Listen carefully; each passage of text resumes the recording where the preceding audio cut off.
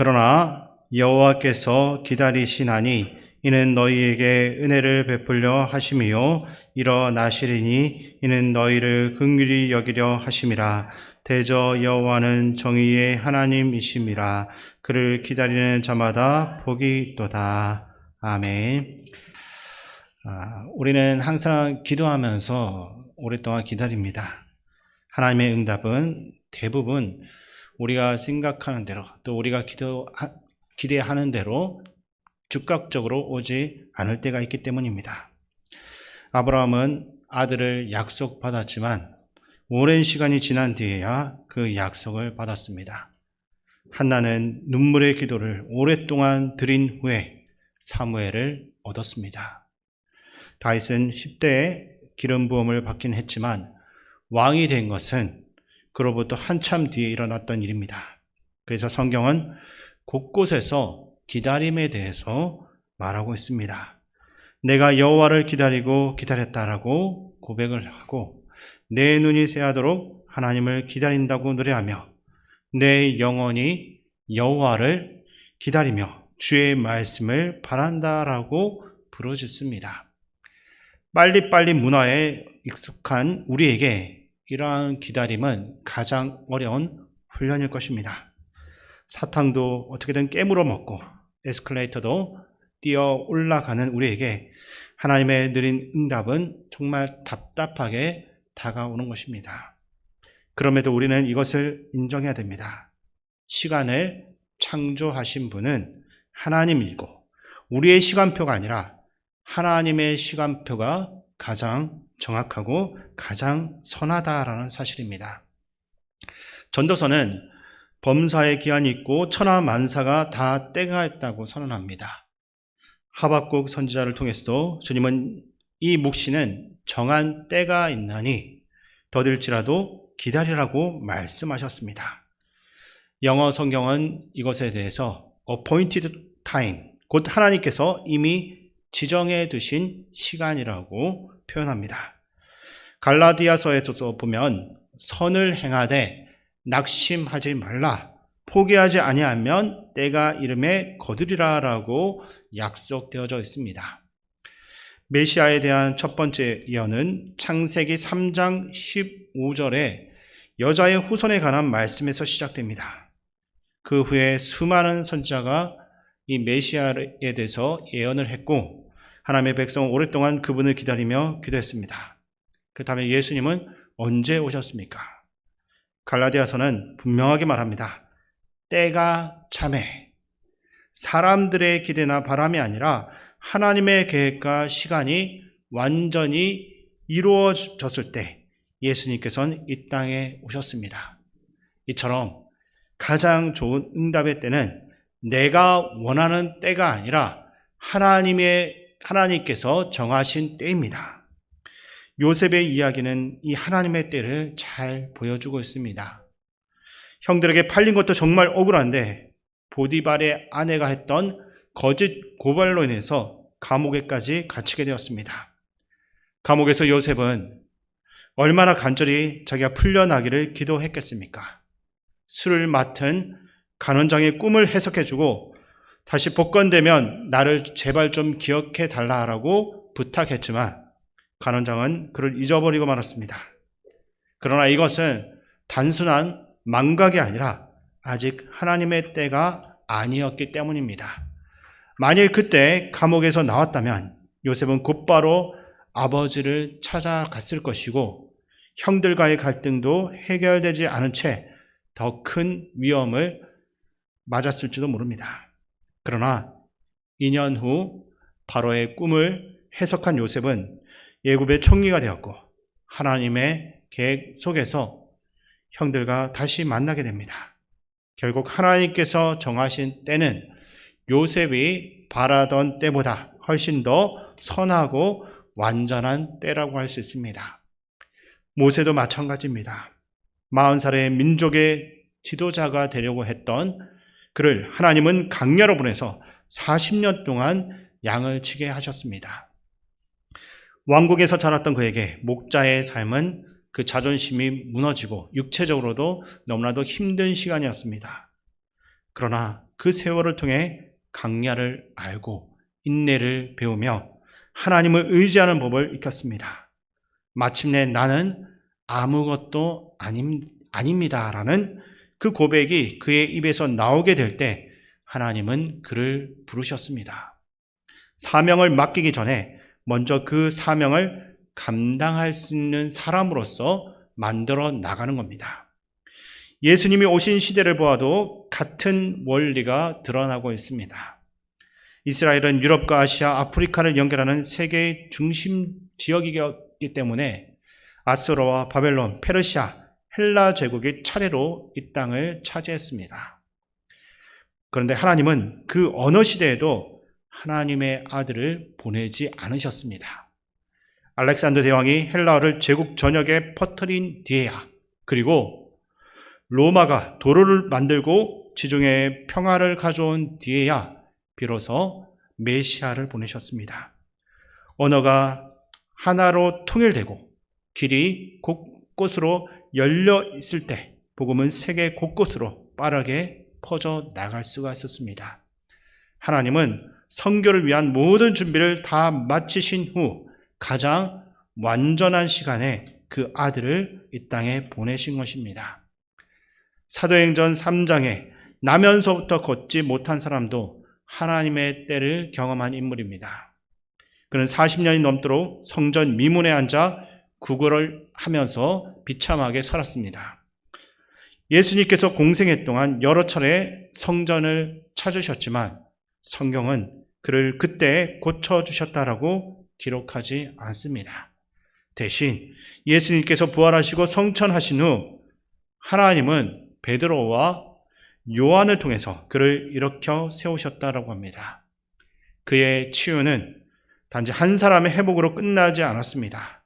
이 사건을 계기로 베드로가 복음을 전했고 그 결과 약 5천 명의 사람들이 예수 그리스도를 믿게 되었습니다. 하나님은 한 사람의 회복을 통해서 수많은 영혼을 구원하시는 더 큰 계획을 이루셨던 것입니다. 이처럼 하나님의 생각은 우리의 생각보다 더 높고 그분의 길은 우리의 길보다 더 높은 것입니다. 지금 기도의 응답이 더디다라고 낙심하고 있다면 하나님께서 가장 선한 때를 이미 준비하고 계심을 믿으시기 바랍니다.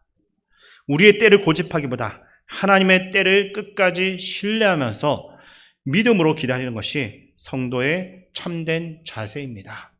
반면에 기다리지 못하면 하나님의 뜻을 이루지 못하고 조급함의 열매만을 맺게 됩니다. 아브라함은 하나님의 약속을 끝까지 기다리지 못해서 하갈을 통해 이스마엘을 낳았습니다. 그래서 조급하면 이스마엘을 낳고 기다리면 이삭을 낳는다라는 말이 생기는 것입니다.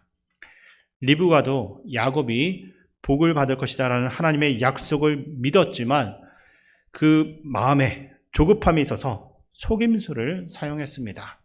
그 결과 야곱은 험난한 삶을 살게 되었고 사랑하는 어머니와도 다시는 만나지 못했습니다. 이스라엘 백성이 금송아지를 만들었던 것도 모세가 산에서 내려오는 것이 더딤을 보고서 그들의 마음 가운데 조급함이 있었기 때문입니다. 가룟 유다 역시 며칠만 더 기다렸다면 부활하신 주님을 만나 새로운 삶을 살 수 있었을지도 모르겠습니다. 한국교회의 역사도 마찬가지입니다. 1938년 신사참배를 결정한 지 불과 7년 뒤인 1945년에 해방이 찾아왔습니다. 조금만 더 인내하며 믿음을 지켰다라고 한다면 한국교회는 그처럼 큰 아픔과 오점을 남기지는 않았을 것입니다. 전도서는 참는 마음이 교만한 마음보다 낫다고 말합니다. 낯설게 들리기는 하지만 성경이 말하는 교만이란 자신의 하나님의 시간을 기다리지 못하는 마음이기도 합니다. 반대로 하나님이 정하신 때를 신뢰하며 기다리는 것은 진정한 겸손입니다. 그러면 기다리는 쪽은 우리뿐이겠습니까? 우리만 기다린다라고 생각하시나요? 그 답이 본문에 있는데 이사야 30장 18절 말씀을 우리 다시 한 번 더 함께 읽겠습니다. 그러나 여호와께서 기다리시나니 이는 너희에게 은혜를 베풀려 하시며 일어나시리니 이는 너희를 긍휼히 여기려 하심이라. 대저 여호와는 정의의 하나님이심이라. 그를 기다리는 자마다 복이 있도다. 아멘. 여호와께서 기다리시나니, 우리가 하나님을 기다린다라고 생각했는데 하나님도 우리가 준비될 때까지 기다린다라고 말씀합니다. 은혜를 주고 싶지만 우리가 아직도 그 은혜를 감당할 준비가 되지 않았기 때문입니다. 히브리어로 영광은 카바드, 곧 무겁다라는 뜻을 지니고 있습니다. 그 무게를 감당할 인격과 믿음이 준비되지 않은 사람에게 영광이 임하게 되면 오히려 그것 때문에 짓눌리게 됩니다. 복권에 당첨이 되고도 삶이 무너지는 사람들, 갑작스러운 그 인기의 무게를 견디지 못하는 연예인들이 이를 잘 보여주고 있습니다. 요셉도 어린 나이에 하나님께 큰 꿈을 받았지만 형들 앞에서 자신의 꿈을 자랑하던 그 미숙한 성품으로 한 나라를 맡을 수는 없었습니다. 그래서 하나님은 보디발의 집과 억울한 누명 그리고 감옥의 시간을 통해서 그의 믿음과 인격을 빚어 가셨습니다. 모세 역시 좌우를 살피며 사람을 쳐 죽이던 사람이었지만 나는 아무것도 아니다라고 고백하는 사람으로 변화되기까지 약 40년이나 필요했습니다. 하나님은 응답을 늦추시는 분이 아니라 가장 좋은 때, 가장 좋은 사람으로 만드신 뒤에 최고의 은혜를 주시는 분입니다. 그러므로 우리는 은혜를 구하기 전에 우리 자신을 먼저 돌아볼 수 있어야 됩니다. 자녀가 좋은 대학에 가기를 구하기보다 그 자리를 감당할 수 있는 그릇으로 자라고 있는지 함께 기도해야 됩니다. 배우자의 승진을 구하기보다 그 자리를 감당할 성품과 지혜가 준비되도록 기도해야 됩니다. 부요해지기를 구하기보다 주어진 그 부를 바르게 사용할 그릇이 되기를 구해야 될 것입니다. 교회도 마찬가지입니다.